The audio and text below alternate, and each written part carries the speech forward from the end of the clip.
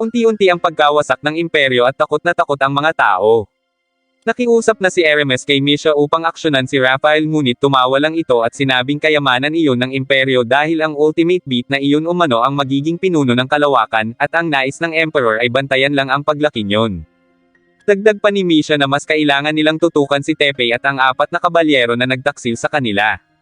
Maya-maya pa ay dumating si Juggler at doon sinabi ni Misha na napagdesisyonan niyang ibigay kay Juggler ang Ryukon troops ni Hermes dahil wala umanong pag-unlad na nagawa si Hermes. Agad na ipinag-utos ni Misha kay Juggler na patayin ang mga taksil gamit ang Ryukon troops at private troops. Nangako si Juggler na ibibigay niya ang ulo ng mga iyon bilang regalo dahil nakuha niya na ang posisyon ni Hermes. Dahil malapit na ang apat sa area ay nagpadesisyon ng mga itong gawin ang mga bagay na nais nila kaya sinabi ni Ron na aalamin niya ang tungkol kay Raphael. Pero ngayong kalaban na ang turing sa kanila ng imperyo, hindi nila alam kung anong mga patibong ang naghihintay sa kanila. Habang papalapit sa area ay pinayuhan ni X si Tepe na magdoble ingat dahil hindi nila alam ang atake ng kalaban. Sinabi ni Tepe na alam niya ang tungkol sa ganong bagay dahil itinuro yun sa kanya ni Karen. Nang makaharap ng troops ni Hermes si Juggler ay nanindigan ang mga ito na huwag sumunod sa anumang iuutos ng payaso kahit pautos iyon ni Misha. Dahil ayaw namang patayin ni Juggler ang mga ito ay binigyan niya na lang ng misyong nararapat para sa Ryukon troops. Patuloy sa pagsisid si Karen upang mahanap ang malaking bola na tumama sa isla noong 1999, at naniniwala siyang iyon na lang ang natitira nilang pag-asa laban kay Raphael. Nang makabalik si Karen ay tiningnan niya kung hanggang saan siya nakarating sa paghahanap, at hindi siya makapaniwalang halos malibat niya ang buong lugar ng Kamui Island pero wala siyang nahanap. Doon siya napaisip kung sa isla nga bang iyon bumagsak ang malaking bola. Maya-maya pa ay napansin niya ang isang parte ng mapa na noon pang 20th century kung saan wala pa ang Kamui Island. Nang magkaideya ay lumabas si Karen at naisip na sa mismong kinatatayuan niya nahulog ang bowl ang maliwanag, ang lugar kung saan lumaki si Tepe.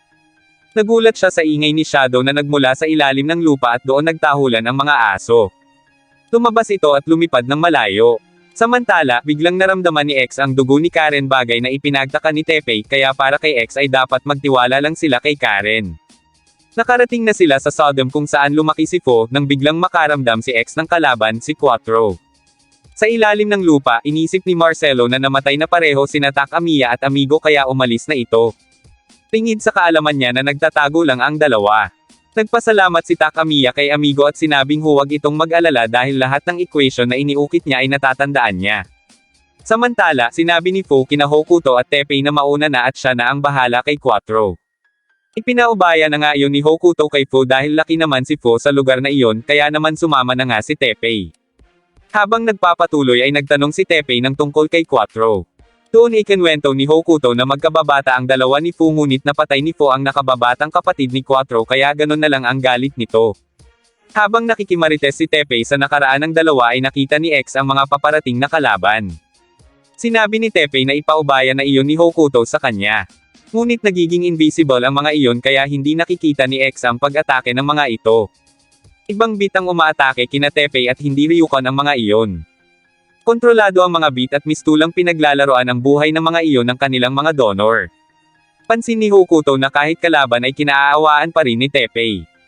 Hinala ni Hokuto na si Juggler ang nasa likod niyon. Pinayuhan ni X si Tepe na kung magpapatuloy ang ganoon na hindi sila lumalaban ay baka ikamatay nila iyon kaya naman gamit ang Shining Knuckle ay inatake ni Tepe ang mga ito. Pagkatapos yun ay binati ni Hokuto si Tepe dahil natalo nito ang mga puppet ni Juggler. Tumitaw si Juggler at sinabing ngayon ay nalaman niya na ang kahinaan ni Tepe. Ang kabaitan umano ang tatapos kay Tepe balang araw. Inamin ni Juggler na papatayin niya rin naman ang mga beat na iyon dahil wala umano ang mga iyong kwenta para sa payaso. Maya-maya pa ay lumitaw ang mga Super Ryukon troops at nabanggit ni Juggler ang tungkol kay Quattro na isa sa mga Evil Knights. Dagdag pa nito na mukhang sumuko na si Fu kay Quattro, bagay na hindi mapaniwalaan ni Tepe. Sinabi ni Hokuto na hindi siguro ulo ang isinuko ni Fu kundi ang mga braso nito dahil sa sobrang pagsisisi at pagkakasala sa pagpatay sa kapatid ni Quattro. Agad na sinabi ni Tepe kay X na magpapalit sila ng destinasyon at babalikan nila si Fu. Sinabi ni Hokuto na akala niya ay nagmamadali si Tepe kaya bakit ito magsasayang ng oras, pero sinabi nito na may utang na loob siya kay Fu, at kung hahayaan niyang may mamatay ay madidismaya sina Karen at Takamiya. Kumilos na pabalik ang dalawa habang pinapahirapan na ni Quattro si Fu sa harap mismo ng puntod ni Lily. Walang magawa si Jetem para kay Fo, hanggang sa ihataw na ni Quattro ang armas at tumalsik ang dugo sa puntod ni Lily. Sinabi ni Fo na wala siyang pakialam kung anong mangyari sa katawan niya upang pagbayadan ang nagawa niya, at tatanggapin niya ang kahit na anong sakit at paghihirap. Ngunit, hindi pa umano niya pwedeng ibigay ang buhay niya. Habang pabalik si Teppei upang tulungan si Fo, sinabi ni Hokuto na walang makakapigil sa laban ng dalawa.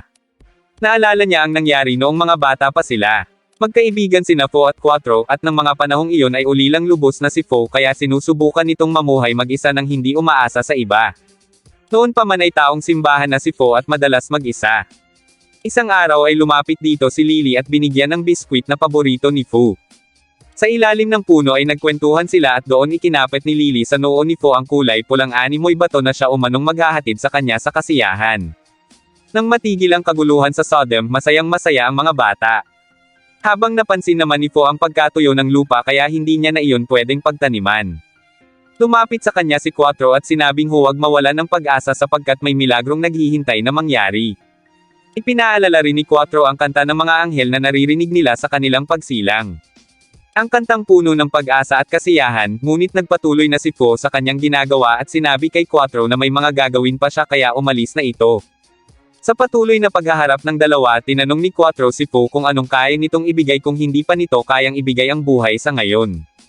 Habang nakahiga at nagmumuni-muni ang batang Fo, nabigla siya nang marinig niya ang mga pagsabog kung saan ginaganap ang pagpupulong na dinaluhan nina Lily at Quattro.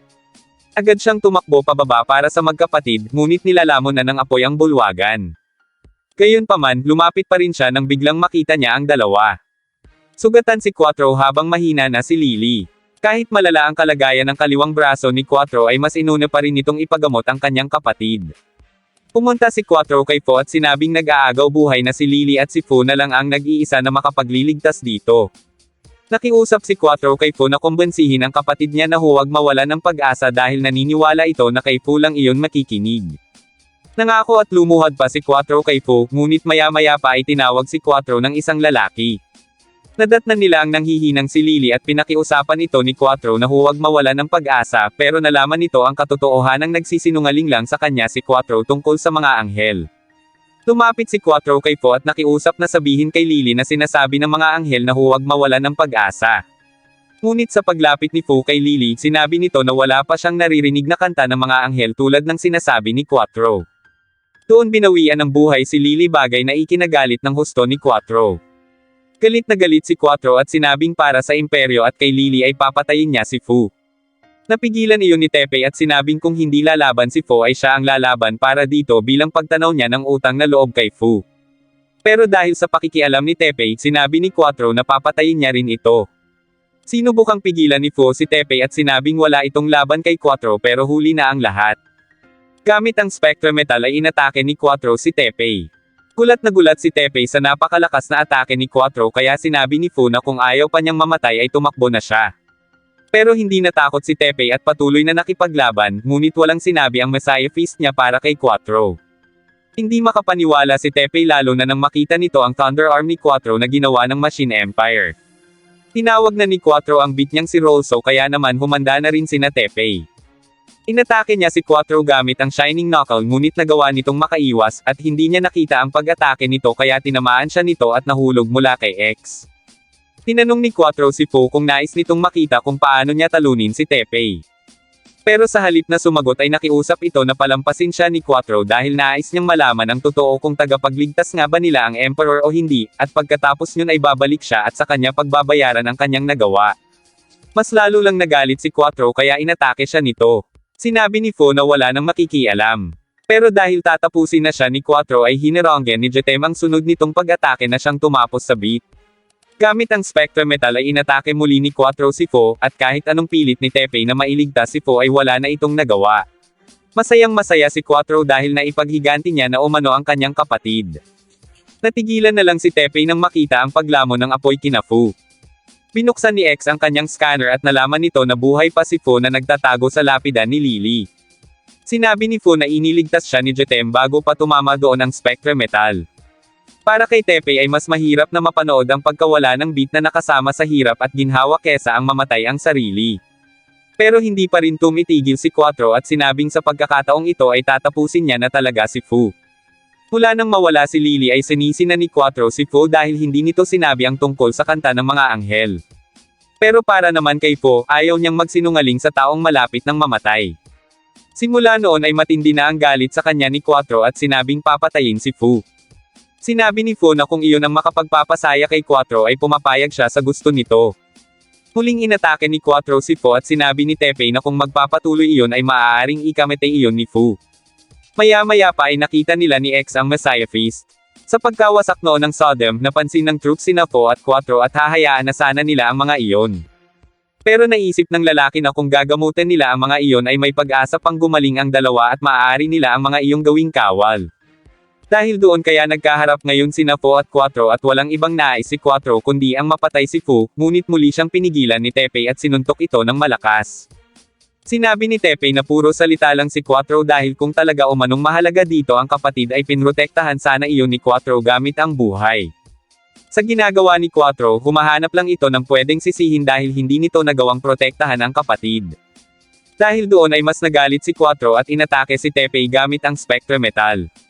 Ngunit dahil hindi nakikita ng mata ng tao ang galaw ng Spectre Metal ay unti-unti iyong tumama kay Teppei hanggang sa bumagsak ito.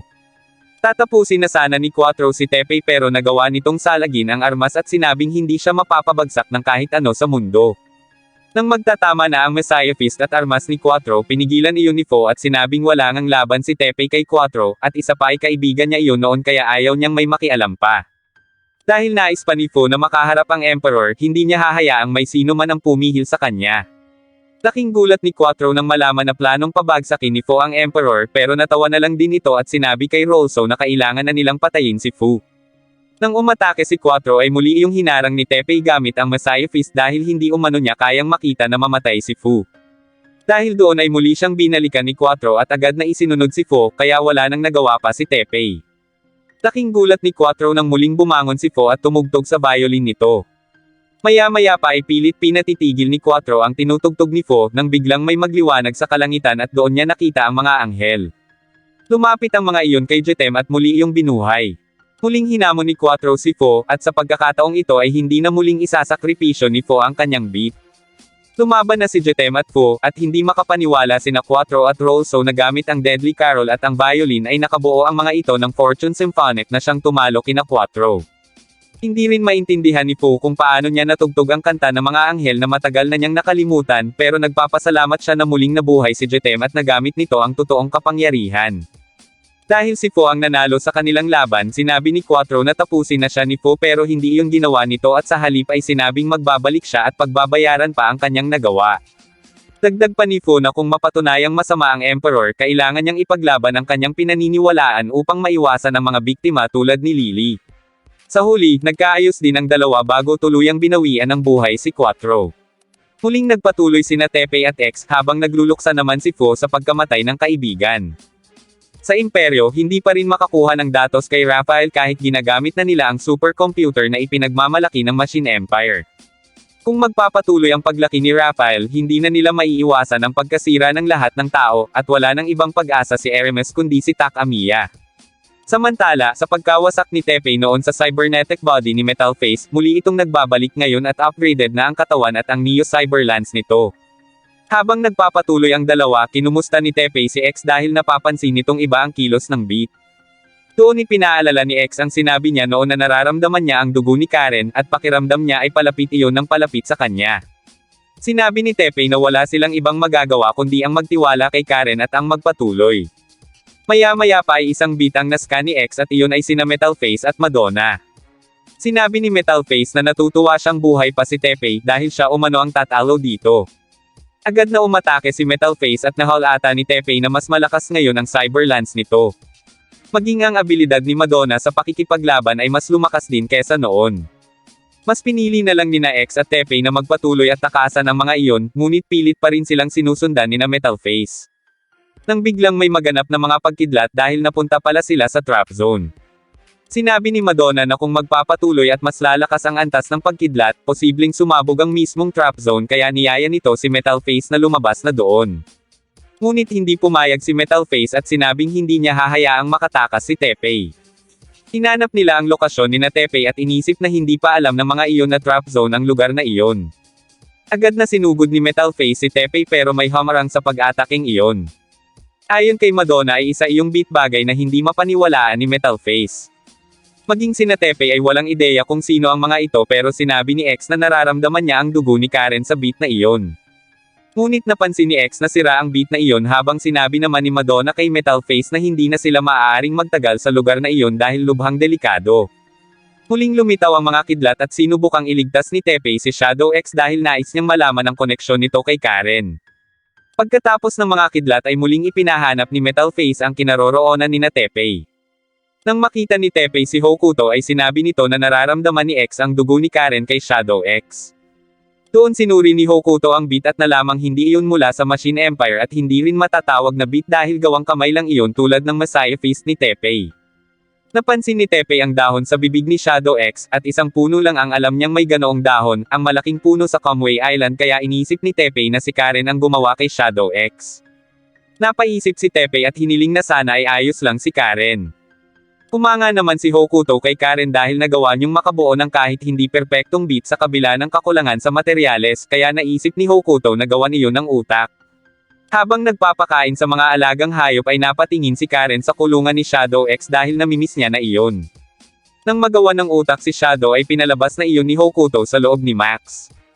Kinausap ito ni Teppei ngunit nakatingin lang ito kay X at tinawag pa iyong kuya. Hiniling ni X na itali ni Teppei kay Shadow ang banda ng nakatali sa paa niya, at saka ito inutusang bumalik sa Kamui Island para protektahan si Karen. Agad na sumunod si Shadow at lumipad paalis. Nang paalis na rin sana sina Teppei ay biglang dumating si Metal Face at narinig pala nito ang kanilang usapan tungkol kay Karen. Dahil doon ay pinaalis na ni Teppei si Hokuto at sinabing siya na ang bahala kay Metal Face. Nagsimulang maglaban ang dalawa at ipinakita ni Metal Face ang lakas ng panibago niyang cybernetic body. Ngunit hindi magpapatalo si Teppei at ipinakita rin ang mas pinalakas nilang kapangyarihan bagay na ikinagulat ni Madonna. Gamit ang Shining Knuckle, nawasak ni Teppei ang Neo Cyber Lance ni Metal Face at napabagsak niya ang dalawa. Ngunit sa halip na patayin ay pinangaralan at iniwan na nina Teppei sina Metal Face kaya sinabi nito na pagsisisihan ni Teppei na hindi pa siya pinatay.